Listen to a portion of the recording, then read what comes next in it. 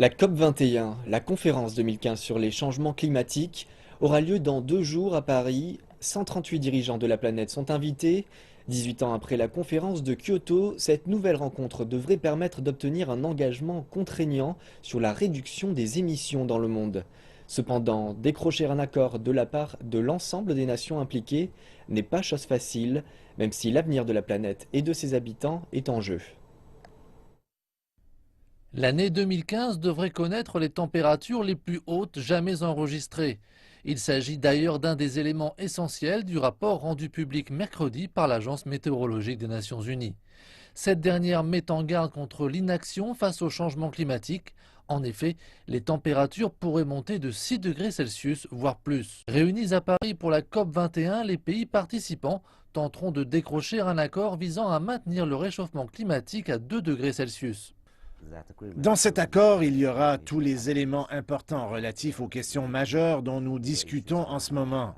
Par exemple, l'adoption de la réduction, le financement, la capacité de construction, le transfert de technologies et tous les types de sujets qui sont très importants pour le monde entier pour réellement appliquer la Convention.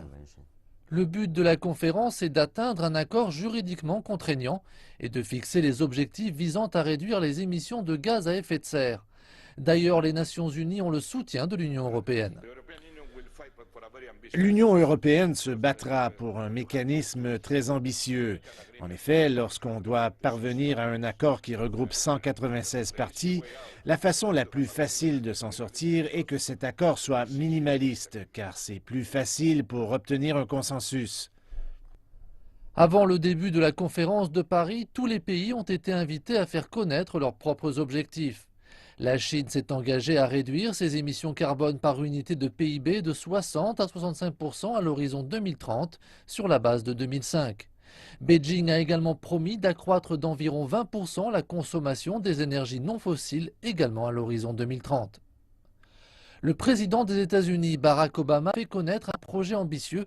Celui-ci prévoit d'abaisser les émissions de gaz carbonique de 32% avant 2030 sur la base de 2005. Un plan que le Congrès des États-Unis doit valider.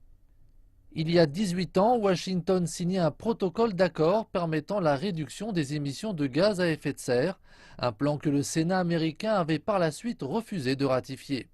Depuis, et malgré les espoirs soulevés lors de la conférence de Copenhague autour d'un traité juridiquement contraignant en 2009, la rencontre n'avait pas abouti.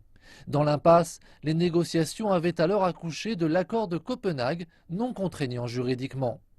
Bien que certaines nations aient fait des efforts pour réduire leurs émissions de gaz, des divisions subsistent autour de la question du changement climatique, en particulier sur la part de responsabilité des nations en développement et des nations développées. Par conséquent, le courage politique et la sincérité seront nécessaires lors des pourparlers de Paris.